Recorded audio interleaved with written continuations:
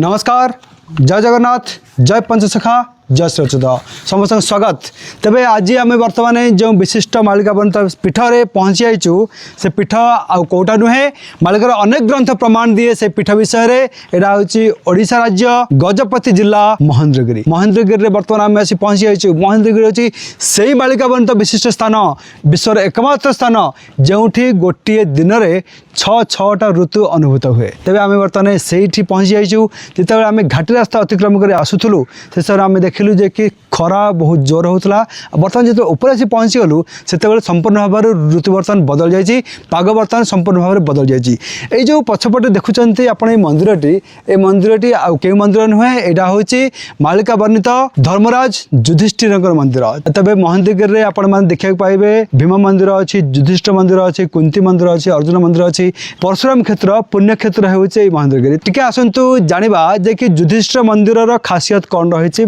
महात्म्य कौन युधिष्ठिर मंदिर पवित्र महेंद्रगिरी उपर अवस्थित जार उल्लेख रामायण महाभारत एवं पुराण मानक देखा मिलता है यह मंदिर केवल एक रेखा देउल विशिष्ट यह चारिपटे एक आयतकार ग्रानाइट पत्थर कांथ घेरी रही भगवान शिव को समर्पित यह मंदिर पश्चिमभिमुखी एवं त्रिरथ भू योजना विशिष्ट भूलंब अनुसार मंदिरटी पारंग जंघ गंडी एवं मस्तक विशिष्ट यार प्रभागे तीनोटी मोलडिंग रही तेणु जंघ भाग कारुकार्य विहीन गंडी थिबा 14टी मोललिंग अर्धवृत्ताकार आकृति द्वारा सुसज्जित सेगुड़िक क्रमशः ऊपर को सरू होई आसी शीर्षरे थिबा आम्लेकर भाग बहन करचंती गंडीर पश्चिम पार्श्व राहापागरे एक बृहत ब्रजमस्तक खोदित राहापागरे थिबा चैतन्यमय आकृति गुड़िक छाड़ीदेले मंदिर बाह्य पार्श्व कौन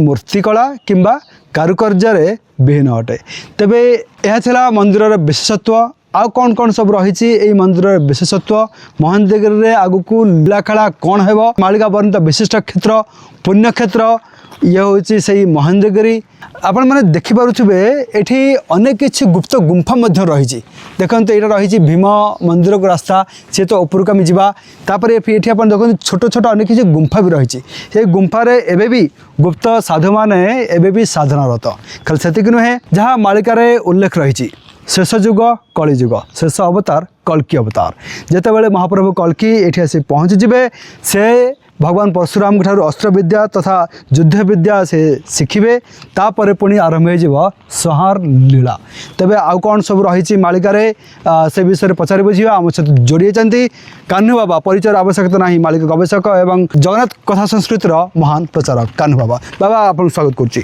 जय जगन्नाथ जय पंचसखा तेरे बाबा आम आसी पहुँच जाती जहाँ आपण को अचानक निर्देश है महेंद्रगिरी ठारे तेबे महेंद्रगिरी कौन रही आगू लीला खेला कौन सब हेब आपंकर गवेषणा कौन कहूँ से दिगरे आम दर्शक बंधु मानक शुणाइबे। ओम श्री गुरु परशुराम पादुकाभ्यं नमः। मन्मथ श्री जगन्नाथ मद्गुरु श्री जगतगुरु मदात्मा सर्वभूतात्मा तस्मै श्री गुरुभ्ये नमः। दोले च दोल गोविंद चापेशु मधुसूदन रथे तंग वामन गुरुष्ट्वा पुनर्जन्म न विद्यते। पवित्र फगुण मासरे शुक्ल पंचमी ठारू पूर्णमी भितर यही परशुराम क्षेत्र को जो मैंने आसिकी पहुँचे से मैंने कोटिए यज्ञर पुण्य लाभ करेंगे। अच्छा गोटे यज्ञ जी पुण्य गोटे केवल फगुण मास जो मैंने आसवे आ ये फगुण मसरे महाप्रभुंर परशुरामकर अस्त्र विद्या प्रदान करते क्या गंगा पुओ भीष्म को। अच्छा जिते गंगा भीष्म जो 9 वर्ष रही सी पचारे कौटी मुझे विद्या शिक्षा करी से कहले तुम्हें जाकि जुगद्रष्टा जुग स्रष्टा जे जुग अवतार परशुराम हेबे आ कल्किंकर गुरु हेबे कलिजुगरे सी महान योद्धा तुम्हें अस्त्र विद्या शिक्षा कर। गंगा पुओ भीष्म अस्त्र विद्या शिक्षा करथिला अर्थात परशुराम तांकर गुरु थिले। अच्छा एठी गोटे रही भीष्म पंचक कूद जहाँ महापुरुष अच्युतानंद कहती भीष्म पंचक कूद रे लीला चहटिब सेही स्थान रे गो कली जुग शेष अंत काले सजनी गो। भीष्म तले ये अस्त्र विद्या शिक्षा गला गोटे भीष्म पंचक कूद ये भितर रही ଯେଉଁଠି ଭୀଷ୍ମ ବାସସ୍ଥାନ କରିଥିଲେ ଏବଂ ସେ ତାଙ୍କୁ କହିଥିଲେ ପର ମୁହୂର୍ତ୍ତରେ ଦ୍ରୋଣ ମଧ୍ୟ ଅସ୍ତ୍ରବିଦ୍ୟା ଶିଖାଇଥିଲେ ଏବଂ ସେ ଭୀଷ୍ମଙ୍କୁ କହିଥିଲେ କଳିଯୁଗରେ ତୁମେ ମନେ ରଖ ଯଦା ଯଦା ହି ଧର୍ମସ୍ୟ ଗ୍ଲାନିର୍ଭବତି ଭାରତ ଅଭ୍ୟୁତ୍ଥାନ ଅଧର୍ମସ୍ୟ ତଦାତ୍ମନା ସୃଜାମୟଂ ପରିତ୍ରାଣାୟ ସାଧୁନାଂ ବିନାଶାୟ च ଦୁଷ୍କୃତାଂ ଧର୍ମ ସଂସ୍ଥାପନାର୍ଥାୟ ସମ୍ଭବାମି ଯୁଗ ଯୁଗେ। ଭଗବାନ ରୀତିକୃଷ୍ଣ ଭଗବାନ କୃଷ୍ଣ ସେ ଯେତେବେଳେ ଯୁଗବତାର ହେଇକି ଆସିବେ କେଉଁ କଳିଯୁଗ ଶେଷ ପ୍ରାନ୍ତରରେ ନିଜେ କଳ୍କି ମହାପ୍ରଭୁ ଯୁଗବତାର ହେଇ ପରଶୁରାମକୁ ଗୁରୁ କରିବେ। ଆଚ୍ଛା। ହେଉଛି ସେଇ ଗୁରୁକ୍ଷେତ୍ର। କାହାକୁ କହିଥିଲେ? ଭୀଷ୍ମକୁ କହିଥିଲେ। ଦ୍ରୋଣ ମଧ୍ୟ ଏ କଥା ଜାଣିଛନ୍ତି। କେଉଁ ସମୟରେ ନା ଯେତେବେଳେ ଦୁନ୍ଦୁଭି ମହାଭାରତ ଯୁଦ୍ଧ ସମୟରେ ଦୁନ୍ଦୁଭି ଚାଲିଥିବ। ଦୁନ୍ଦୁଭି ଅର୍ଥ ଶଙ୍ଖନାଦ ଯୁଦ୍ଧ ସମୟ। ସେଇ ଯୁଦ୍ଧ ସମୟରେ କ'ଣ ହେବ? ମହାପୁରୁଷ ଅଚ୍ୟୁତାଙ୍କ ଭାଷାରେ କହିଲେ ତପ ସାଙ୍ଗେ ତୋପ ହେବ ଲଢ଼ଇ ଶୁଣ ବାବୁ ତୁ ହି ବ୍ରଜତ ନଇ। ତପ ସାଙ୍ଗରେ ତୋପ ଯେତେବେଳେ ଲଢ଼ି ଚାଲିବ ସେହି ସମୟରେ କଳ୍କି ମହାପ୍ରଭୁଙ୍କର ଠାବେ ଠାବେ ଲୀଳା ପ୍ରଚାର ହେବ। କାହାର? ନା ପଞ୍ଚସଖା ଗ୍ରନ୍ଥ ମାନ ପ୍ରଚାର ହୋଇବ ଗୁପ୍ତ ଲୀଳା ସ୍ଥାନ ମାନ ହୁରି ଯେ ପଡ଼ିବ ଠାବେ ଠାବେ ମୋର ଭକ୍ତ ନାମ ସଂକୀର୍ତ୍ତନେ ମଜିଣ ଥିବେ ଶୁଣ ତପଧାନେ। ଯେତେବେଳେ ଘୋର କଳି ଆସିବ ଦୁନ୍ଦୁଭି ବାଜୁଥିବ। ଦୁନ୍ଦୁଭି ଅର୍ଥ ଯେମିତି ମହାଭାରତ ଯୁଦ୍ଧ ସମୟରେ ଯୁଦ୍ଧ ଚାଲିଥିଲା ସେମିତି ଯୁଦ୍ଧ ସମୟ ଆସିବ। ସେ ଯୁଦ୍ଧ ସମୟ କେତେବେଳେ? ନା ମାର୍କଣ୍ଡେୟ ଅଙ୍କରେ ଆସିବ। ପ୍ରତିର ଅଙ୍କ ଆସିଛି। ମାର୍କଣ୍ଡେୟ ଅଙ୍କଟା କେତେ? 5126 ବର୍ଷ ଯେତେବେଳେ ଭୋଗ ହେବ ସେତେବେଳେ ପ୍ରଳୟ ଅଙ୍କ ଆସେ ବା ମାର୍କଣ୍ଡେୟ ଅଙ୍କ ଆସେ। ଆଉ ଏ ମାର୍କଣ୍ଡେୟ ଅଙ୍କରେ କ'ଣ ହେବ? ନା କଳିକିଳାଙ୍କର ଲୀଳା ପ୍ରକାଶ ହେବ। ପଞ୍ଚସଖାଙ୍କ ଗ୍ରନ୍ଥମାନ ସମସ୍ତେ ଜାଣିବେ। ଭୁରି ପୁରି ପ୍ରଶଂସା ପଡ଼ିବ ଯାହା ବର୍ତ୍ତମାନ ହେଉଛି। ସେଇ ସମୟରେ ଠାବେ ଠାବେ ପଞ୍ଚସଖାଙ୍କର ଗ୍ରନ୍ଥମାନେ ଜାଣିବେ। ଆଉ ସେଠି କ'ଣ ହେବ? ନା ମହେନ୍ଦ୍ରଗିରିରେ ଲୀଳା ପ୍ରଚାର କଳ୍କି ଲୀଳା ମାନ ଗୁପ୍ତ ସାର ସେହି ସ୍ଥାନେ ମୋର ରହିଛି ବିଦ୍ୟା ଅର୍ଜୁନ ସମ୍ଭାର ଗାରଟି ସିଦ୍ଧ୍ୟା।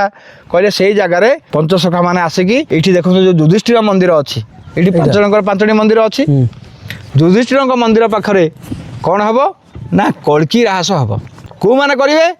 ନା ଦ୍ୱାଦଶ ଗୋପାଳ ଥିବେ, ପଞ୍ଚସଖା ଥିବେ, 16 ସରଦାର ଥିବେ, ବଳରାମ ଭଗବାନ କୃଷ୍ଣ ଥିବେ, ଅଷ୍ଟ ସଖୀ ଥିବେ, 16 ଅଷ୍ଟ ପଦ୍ମ ଭକ୍ତ ଥିବେ, ସମସ୍ତେ ଏକତ୍ରିତ ହେଇଯିବେ ଏ ଯୁଧିଷ୍ଠିର ମନ୍ଦିର ପାଖରେ କଳ୍କି ରାହାସ ହେବ। କଳ୍କି ରାହାସ ଏଇଠି ହେବ, ଏଇ ଜାଗାରେ ହେବ। ଏଇ ଯେଉଁ ଯୁଧିଷ୍ଠିର ମନ୍ଦିର ଦେଖୁଛନ୍ତି ସେଇଠି ହେବ। ଏଇ ମହେନ୍ଦ୍ରଗିରି ଏଇ ସ୍ଥାନରେ ହେବ। ଆଉ ଏଇଠି ଅର୍ଜୁନଙ୍କର ବାଣ ସମ୍ଭାର ବିଦ୍ୟା ଅଛି। ଅର୍ଜୁନ ଯେଉଁ ବାଣ ପ୍ରୟୋଗ କରିଥିଲେ ମହାଭାରତ ଯୁଦ୍ଧରେ ଅର୍ଜୁନଙ୍କର ନାଁ ହେଉଛି 10ଟି। ଅର୍ଜୁନ, ପାର୍ଥ, ଫାଲଗୁନ, ରୀତିକୃଷ୍ଣ, ଗାଣ୍ଡୀବ, ସବ୍ୟସାଚୀ, ବିବଷ୍ଟି, କିରଟି, ଶ୍ଵେତବାହନ। ଏ 10ଟି ବାଣ ତାଙ୍କ ପାଖରେ ଅଛି। ଆଉ ଏ 10ଟି ବାଣ ଏ ତପଶକ୍ତି ଏଇଠି ପ୍ରାପ୍ତ ହେବ। ଅର୍ଜୁନଙ୍କର ଏଇଠି ଯେଉଁ ଗୁମ୍ଫା ଅଛି ଦେଖନ୍ତୁ ଅର୍ଜୁନଙ୍କର ମନ୍ଦିର ଅଛି, ଭୀମଙ୍କ ମନ୍ଦିର ଅଛି। ଅର୍ଜୁନ ଏଇ ଜାଗାରେ ବାଣ ସମ୍ଭାର ବିଦ୍ୟା ଆରମ୍ଭ କରିଥିଲେ। ଅର୍ଥ ବାଣକୁ ପ୍ରୟୋଗ କରିଥିଲେ। କିନ୍ତୁ ଏଇଠି ଅର୍ଜୁନଙ୍କର ମଧ୍ୟ ରହିଛି। ଏଇ ଯେଉଁମାନେ ଆସିକି ଏଇ ସ୍ଥାନରେ ମହେନ୍ଦ୍ରଗିରି ସ୍ଥାନରେ ଯୁଧିଷ୍ଠିରଙ୍କ ପାଖରେ ଏଇ ଅର୍ଜୁନଙ୍କର 10ଟି ଜିନିଷ ପାଠ କରିବେ ତାଙ୍କୁ ତପଶକ୍ତିର ପୁଣ୍ୟ ମିଳିବ। ଅର୍ଜୁନ ଏଇଠୁ ବାଣ ସମ୍ଭାର ବିଦ୍ୟା ଆରମ୍ଭ କରିଥିଲେ ମହାଭାରତ ଯୁଦ୍ଧକୁ। କଳିଯୁଗ ଶେଷରେ କଳ୍କି ନାରାୟଣ ମଧ୍ୟ ଏଠି କଳ୍କି ରାହାସ ହେବ, କଳ୍କି ଲୀଳାର ପ୍ରକାଶ ହେବ। ଆଉ କଳିଯୁଗ ଶେଷରେ ପରଶୁରାମ ନିଜେ ନନ୍ଦକ ଖଡ଼ଗ ପ୍ରଦାନ କରିବେ ଏ କଥା ଲେଖିଛନ୍ତି। କଳ୍କି ମହାପ୍ରଭୁ ଲୀଳାଟି ଗୋଚର ଶୁଣ ତୁ ହି ରାମ ଦାସ ମହେନ୍ଦ୍ରଗିରିରେ ତପ ଆଚରିବି ଶୁଣ ବାବୁ ତୁ ହି ଶିଷ୍ୟ ମଣ୍ଡଳେ ମଣ୍ଡଳେ ରାହାସ ହୋଇବ ନିତ୍ୟ ଲୀଳା ଆରମ୍ଭିବେ କଳି କଳ୍ପ ପାଏ ଲୀଳା ସମ୍ଭାରିଣ ଉଦୟ ବଟରେ ଥିବେ। ମହାପ୍ରଭୁ କହୁଛନ୍ତି ଏଠି ପାରାଦୀପ ପାଖରେ ଯେମିତି ଉଦୟ ବଟ ଅଛି, ରତ୍ନ ବଟ ଅଛି, ଏଠି ସେମିତି ପରଶୁରାମଙ୍କର ଗୋଟେ ପରଶୁରାମ ବଟ ଅଛି। ତାହା ଗୁପ୍ତ, କେହି ଦେଖି ନାହାନ୍ତି। ଏଇ ଜାଗାରେ ଅଛି ପରଶୁରାମ ବଟ। ସେଇ ପରଶୁରାମ ବଟ ପାଖରେ ଗୋଟେ ଅଛି କର୍ତ୍ତୃଫଳ। ହଁ, ଆଚ୍ଛା। ସେ ଅର୍ଜୁନଙ୍କ ବିଦ୍ୟା ପରଶୁରାମଙ୍କର ଯେଉଁ ବିଦ୍ୟା ରହିଛି ସେ ବିଦ୍ୟାରେ ଯେଉଁଦିନ କଳ୍କି ରାହାସ ଏଠି କରାଯିବ ଆଉ ସେଠି ଗୋଟିଏ ଦିନରେ 6 ପ୍ରକାର ଫଳ ସେ ଗଛରେ ଫଳେ।